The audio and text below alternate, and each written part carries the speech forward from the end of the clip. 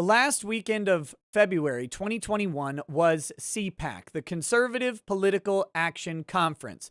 And this is where members of the conservative movement, which is a subset, but a very significant subset of the Republican Party, get together and talk about kind of what happened, what's been going on. It's a pulse check, and it's also a way to talk about where messaging and politics are going for the conservative party, so to speak, moving forward. And on balance, I think CPAC was kind of a letdown for most of the speakers, for most of the topics. I thought it was a little bit off base. I think a lot of the speakers don't know where they're going. And I have tons of criticisms about CPAC. Why do I have criticisms about CPAC? Hey, I'm Nick Rekieta of Rekieta Law, small law firm in central Minnesota. I'm a lawyer, but I'm also a legal and political commentator here on YouTube. So if you like legal and political stories, opinion, analysis, commentary, all of that stuff, hit the subscribe button and the notification bell so you don't miss anything. And what you would have missed this weekend is I covered a good chunk of CPAC.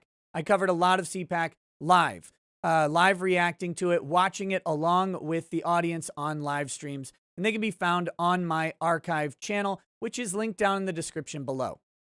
So if you want to go watch hours and hours of CPAC coverage, you can, but that's up to you. I'm going to summarize it here. There were about 3 really great parts of CPAC, and that was James O'Keefe, Kristi Noem, and the keynote, Donald Trump. Donald Trump in his first speech since the inauguration of Joe Biden, his first major public appearance and his first speech. And he came out and really laid down what is going on. And I think he did a great job of focusing leadership on the party. So that being said, that's what we're talking about today. And I would love to talk about Kristi Noem and James O'Keefe, but those are 4 different videos. Needless to say, go watch their speeches if you can find them. They're phenomenal. The media, however, is really, really intently focused on Trump's speech, as of course they are. They don't know what to do now that he's out of office. They've been begging for Donald Trump to do something publicly so they have something to report on, because they don't want to report as much on the Biden administration. Otherwise, they have to face uncomfortable truths like Biden putting kids in cages, Biden shutting down jobs, by unemployment numbers spiking, by gas prices spiking. All of these things are uncomfortable realities of the new Biden administration that feels a lot like the Obama administration that people wanted to get away from. And they really would like to just slam Trump. That's what they want to do. So what I've done is I've pulled a sample of headlines from various sources talking about Trump's speech, because there's some interesting similarities and differences between them. And I want to just talk about where the media is. Okay. So briefly, Donald Trump's speech, I thought, was really one of the 3 major highlights, as I just said, about CPAC. And I think that it was probably the most on brand and on message thing. Donald Trump established himself as the leader of at least the conservative wing of the Republican Party. And I think he's making a veritable play for him being the actual leader of the Republican Party still, despite the fact that he is no longer president. And it's a strong move from a guy who is known as a strongman, right? He's a strongman politician. It's a strong move. And frankly, CPAC needed it, because what I saw was a bunch of people who could not form a coherent message about where conservatives need to go going forward. In fact, most of the panels that I saw about going forward had nothing to do with going forward at all. They had a lot to do about the past. They had a lot to do talking about what went wrong. No real solutions. And CPAC, you have to understand, is a conference for conservatives. So this is a place to give red meat motivation, rally the troops, so to speak. And that's what Trump did. And the media really hates it. So you see from Vox here, and the first couple ones are going to focus on this sort of unifying anchor that we'll talk about. Trump will never stop lying about the 2020 election. His CPAC speech proved it. Now, this is a common thread among some of these headlines and in a lot of these articles. And I'm not actually going to link these articles down below. If you want to go look them up, you can see the headline and the thing. Most of them are pretty, I mean, you can predict what's in them already based on where they're from. But that being said, if you want to look them up, go ahead. This is about the headline coverage because that's where the media is right now. It's headline coverage. So they're going to focus on this lie. That's the anchor that ties a couple of these different stories together. They're really, really mad that they have to compete with Donald Trump now. He's been canceled about as effectively as he can be canceled, but he gets to sometimes come out and say stuff. And CPAC's a great place to do it because canceling CPAC would have been a little bit much, maybe too much of an overreach for some of these, for some of cancel culture and what's going on there. And Trump was happy to call out cancel culture, as were a couple of the other speakers as well. But they now have to compete with his messaging in their space. And so there's a little bit of a rallying cry, and the lie, as we saw in the impeachment trial, right? The big lie. The lie is the anchor that is holding a lot of these things together. USA Today says Donald Trump at CPAC, ex-president tears into Biden and his Republican critics, revives rigged election lie. So they're focusing on one of the real highlights, I think, of Trump's speech. And that is where he got up there and he named every single Republican who voted for impeachment against him. He named them. And a lot of CPAC was spent kind of dancing around some of these issues. Trump came right out and named them. And people want names. They want direction. They want to know who is supporting me, who's supporting the agenda I support. And make no mistake, Trump's CPAC numbers, his approval rating at CPAC was off the charts high. Something like 97% approval of him, 95% approval of his policies. Donald Trump has a huge amount of support at CPAC. And so this is where he's going to go and tell these people what he thinks about something, because that's what they want to hear. They want to know where Trump is on these issues, and to have him come out and name names was very much what people were looking for. He also spent a good amount of his speech ripping into the early Biden administration. And I mentioned some of the problems earlier. Rising gas costs, re-entering trade deals that we don't want to be in, joining the Paris Accord, the WHO, stuff that conservatives have been wary of, and doing so at loss for America. Trump had this heavy focus. He is a populist after all, and he had a heavily populist message, which is where the Republican Party probably needs to be right now. And that's where a lot of the speakers up on stage were not comfortable because they're not traditionally populist. They're kind of learning it. I analogize it as trying on their dad's shoes. Trump fits right into the populist message. It's natural for him, and he was laying that down. Lots of Joe Biden's policies right now don't seem to be focused so much on protecting the American people. We've got him on immigration trying to, basically positioning himself for amnesty for millions and millions of illegal immigrants, something that is not popular with conservatives. Rejoining the WHO at huge cost to the United States. And Trump points out the disparity between the U.S. costs and China's costs. We're paying quite a bit more, like 12 times as much. He points out the rising gas prices, which don't really help when people are struggling at home. Rising unemployment. All of these things are hallmarks of the early Biden administration.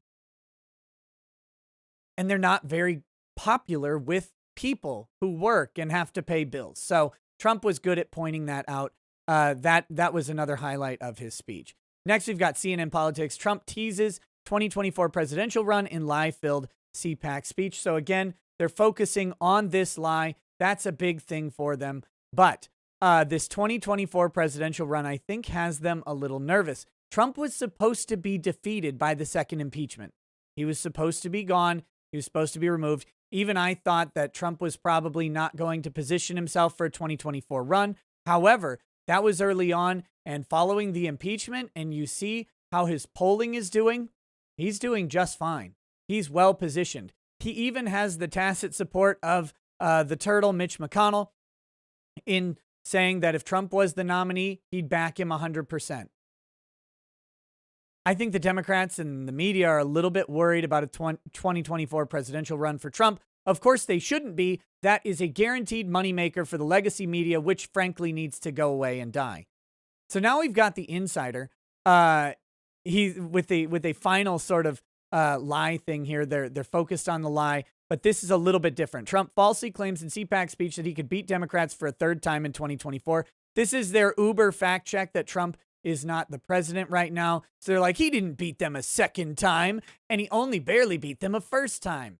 Yet, that's not the sentiment amongst conservatives. That's not the sentiment amongst CPAC attendees. Many people still have unanswered questions about the election, and many people, a significant percentage of the United States population, still believe that Donald Trump won the 2020 election. Whatever any censors want to say about that, YouTube doesn't like people saying that. I'm not claiming that, but that's what a lot of people believe about the election.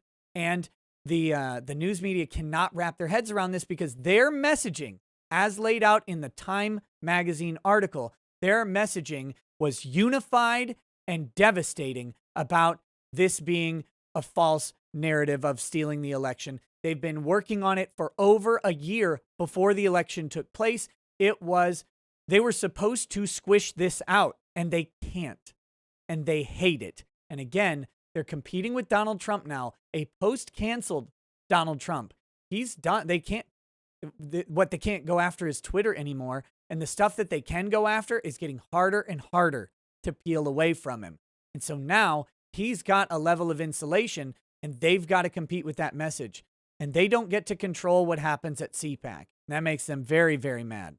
So shifting a little bit to the BBC, they have Trump rules out new political party in speech to conservatives. This is a very fair headline, and it was a really important part of the message. There was a lot of chatter that Donald Trump was going to form a third party and split the Republican Party. Some people, even in the Republican Party, want to see that. Trump says, we're not doing that. No way am I splitting that. That's what the media and the left want to happen. They want the right split. They want the GOP split because if they split the vote, they never win another election ever again. And that's what they're going for. This is how Bill Clinton was elected. Ross Perot split the Republican Party after some failings of G.W. Bush. And that, or G.H.W. Bush, sorry, Bush Sr. They split the party to Ross Perot, and that allowed Bill Clinton to really take the lead in the election. And they want to see that happen again, because if they can get that to happen, the Republicans are out.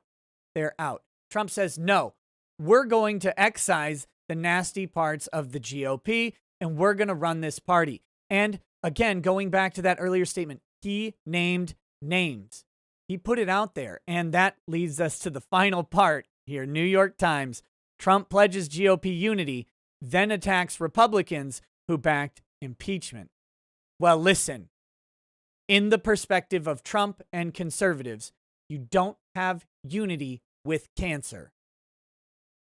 You can have unity in your body. That's the Republican Party. The people who voted against Trump are seen as a cancer in that body. You don't have unity with cancer. To quote Ayn Rand, how does one compromise with poison? You don't. You don't. There's no need to. This is a false narrative being pushed by a media that hates the Republican Party, hates conservatism, and specifically hates Donald Trump. So this, of course, is the twisting of what was happening. But no, Donald Trump absolutely got up, stood up, and made his claim to unify the Republican Party under his leadership. Whether or not he runs in 2024 is still up for a mystery. Look, 2024 is a long way away, and Trump is getting older. I think he certainly left his options on the table, but he is going to wait and see how his physical health will be, what the political party's health will be, all of that stuff before he makes a concrete announcement. And he left it plenty open for someone else to take the reins and for him to establish himself as kingmaker if he doesn't want to go ahead and actually run as president again. And he may not, but him remaining as a strong figurehead and leader of the Republican Party and then anointing the next nominee would be a very firm, centralized rallying cry for the Republican Party. It's exactly what was needed from CPAC. Will the Republican Party, greater than the conservative section of it, accept it?